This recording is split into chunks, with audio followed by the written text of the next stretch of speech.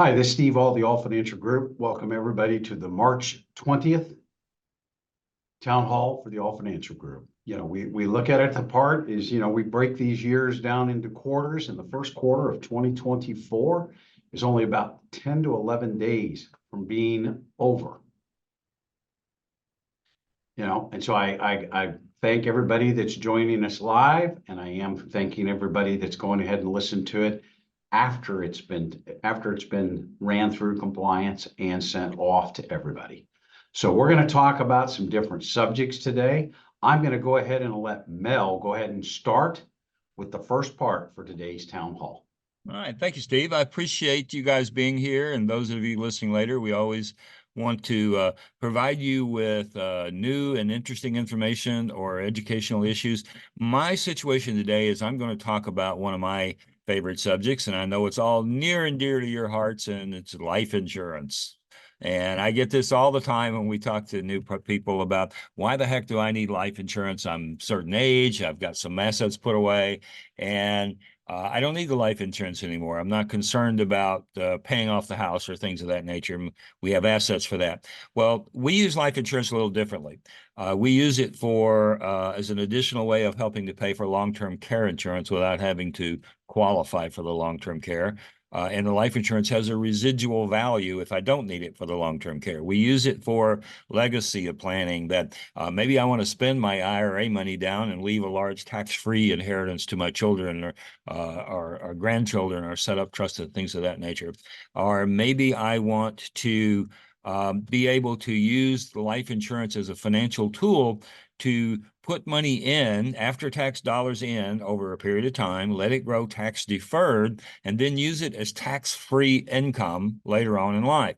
It's kind of like doing Roth conversions, only a little bit different in that I get the bump up of having the life insurance value, the death benefit, which could qualify to pay for long-term care or other issues. So I take my money and put it in a position where either I can use it for tax-free income, or I can use it for long-term care, or if I don't get around to doing those things, I end up leaving it as a death benefit to my heirs. So there's a very, very versatile tool. I can even treat it like a family bank. Instead of taking out a regular income, I can just reach in and take out what I want when I want. For example, college educations for my grandchildren, or the kids need some money to buy a house or to start a business. Here's a way of doing it on a tax-free basis. And it's pretty much invisible money, because when you take the money out of these particular types of policies, it doesn't show up on a tax return. It doesn't affect the cost of your Medicare Part B. It's not IRMA resistant. It doesn't affect the taxation of your Social Security. It doesn't move you into other tax brackets. So there are a ton of uses for it. The really cool thing about this is some of you may actually have life insurance policies that you still own, and you don't know what to do with them, or are they still good? Are they still appropriate? So I'm going to share a screen with you here. So one of the things that we're going to be offering to not only our clients and people that we're talking to, but people in general, is a policy review with no obligation on your part at all. And one of the reasons you might want to do this is, is your life insurance keeping up with your life? That's one of the primary posts here. You purchased this insurance a long time ago. Is it still fitting your current purposes? A lot of existing policies out there, and either interest-sensitive policies or universal life or index universal life or even the variable universal life, may not have the same features that a current policy would offer. For example, a lot of policies written in the last 10 to 15 years have a chronic illness rider attached that says you're allowed to take the death benefit out while you're alive and use it for long-term care coverage. Older policies might not have that feature. So it's entirely possible that your old policy could be replaced with a new one at no additional cost, and maybe sometimes even a lower cost, because the cost of insurance has dropped due to the advancing mortality issues, or the longer lifestyles, I should say. The idea here is that even though you were younger when you bought it, we see a lot of cases where we can replace that with a new policy if you can qualify, and have the same or more death benefit, or the same death benefit at a lower price, or use it in different functions and add additional features like the chronic illness rider that may not apply to your old policy. Well, how the heck would you find out about that? You may not even know where that life insurance agent is anymore or have any interest in working with them anymore. So how would you find out what your policy is, how it compares? Should you be looking at other things? And it can get rather involved because there's a lot of things to consider. You might want to be looking at, it might be a new family situation. It might be college funding that you need to do. You need saving for retirement or building up a tax-free for retirement. Just changing in a career. These are for people that might still be in the working phase. Purchasing a new home might make a difference in how much life insurance that you need for different situations. Things to consider, what is your marital status? Maybe you were married then, you're single now, so different reasons for it, or the vice versa.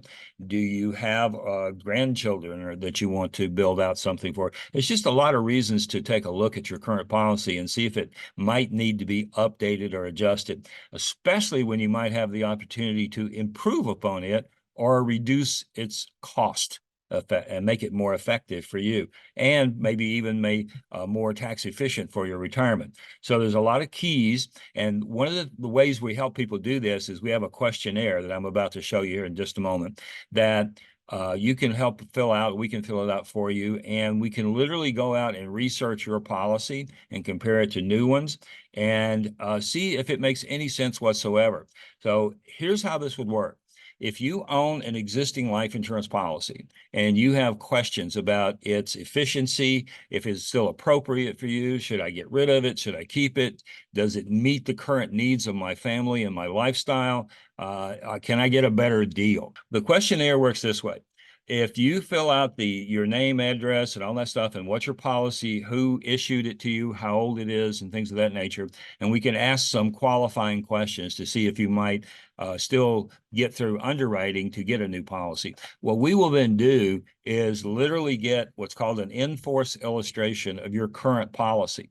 We can go and have all the issuing company provide all the data for us to see how it's performing, what its expectations are for the future, what its costs are, what features it has, and then we can set and run comparisons to newer policies on a side-by-side basis so you can really see actually how your policy works and how the new one works, and see if there's any advantage to you looking at the potential of exchanging your old policy for a new one. So none of this costs you anything. None of this commits you to anything. But if you have that existing policy and you'd like to see how it stands up to current available market issues out there, all you have to do is let us know. We'll fill out the questionnaire. We'll get it sent in and have it examined and give you a complete analysis of what you have and what you might be able to get. So this is something that is kind of custom built for us by our marketing company. And we're very proud to be the first time we've been able to offer this to you. And we would look forward to the opportunity of service. If it turns out that your policy is great, you should keep it, it's wonderful, and you know how to use it to its maximum benefit, then we did a good service for you. If we can improve upon it, you'll be able to choose whether you want to do that or not. That's my All right. Thank you very much, Mel, as we go on from that. It's very nice, March the 20th, on a date in which the market's up. It's always a lot more fun doing these meetings on days like that. But as everybody knows, markets don't always go up and they don't always go down. They are going to change on a regular basis. But a lot of the questions is why? Why today did the market go up? And we're looking at one of those, quote, headwinds, roadblocks that we're looking at in 2024 around the markets are, what is the Federal Reserve going to do? So today, they basically said they still plan on doing 3 rate cuts in 2024. So that is the driver of the market today. I'll talk later about an event that's going to happen on April the 10th here in the office. We're going to talk about a lot of those headwinds / roadblocks. What about inflation? Federal Reserve? What's going to happen with a presidential election? We're also going to look at the other things. And then one of the topics that will be discussed at that is, how do you protect your assets if you don't use an annuity? So that is one of the events that we'll be talking about. I'll show that again later as we get into the presentation. so that you can invite people to come with you to actually talk about that, or send this town hall to them and allow them the opportunity to sign up and come. The other big news that's going on right now that I don't think anybody probably knows anything about, or they're willing to talk about, is this little thing called March Madness. Does anybody have an idea that might be going on right now? The basketball games tonight, we got to figure out who's going to play their way into it. But it came up as a question. There's a great little article, 5 ways in which March Madness and financial planning go with each other. And so we'll kind of look at that and go through and have a little fun today. Would everybody agree that March Madness could be unpredictable and volatile? Last second buzzer beaters, busting the bracket for everybody from that point down. But let's look at that same thing around planning. Stuff is going to happen. Having a good coach to make sure that we're on that plan and how we adjust that plan in the future is very important. Emotions. It's always fun to me when you try to talk about who's bracket and who's going to win the bracket. Who do you have an emotional attachment to? I can promise you the people from Kansas are voting for Kansas. The people from Kentucky are going for Kentucky. And wherever you're from, that's probably the team that you feel that will win it. But it's also one of the things that can either hinder your market availability is when the emotions get into it. That's what we love about Market Guard. It takes those main things that hit your emotions and kind of pulls them back a little bit. Do I hold or do I sell? Or if I have sold, when do I buy back in? And we believe that removing the emotions from financial planning is probably the biggest one that we have. Strategies. It was always fun to watch like the Bobby Knights and the people like that. Are they going to do a full court press? When are they going to substitute? Well, we have to look at it in the financial services world too. What are the big things that we have to look at? Taxes. How are you going to get that income from your portfolio? And are you taking the appropriate amount of risk? And have you looked at estate planning as it goes on further down the road? We think that's very important to do. Hard work and dedication. I can guarantee you in March Madness, it's usually a team event. One person can be the point man, but it takes the whole team to win that whole tournament. And that's why we look at it here at the Aul Financial Group. We got expertises in different areas. Mel, the wizard within life insurance, annuities.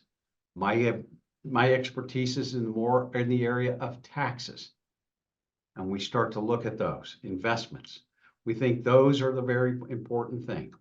And the biggest thing that I think that the team has to do, stay the course. The hardest thing for people to do when headwinds and tailwinds start to come into the market is to move away from their strategy. And I think that's the greatest thing about having that long-term goal, because it's always fun when we bring in clients and they're going, well, the market's up or the market's down. What do we change? The whole thing is let's focus on where we're planning on being 10, 15, 20 years in the future. So we look at the long-term plan is what we want to focus on. So March Madness is here. I wish you luck within your brackets because most people I know do have brackets. They're all different and they all go in a bunch of different directions. So we're going to say, have fun with March Madness. And then I'm going to talk real quickly about some of those events that we do have coming up with the Aul Financial Group.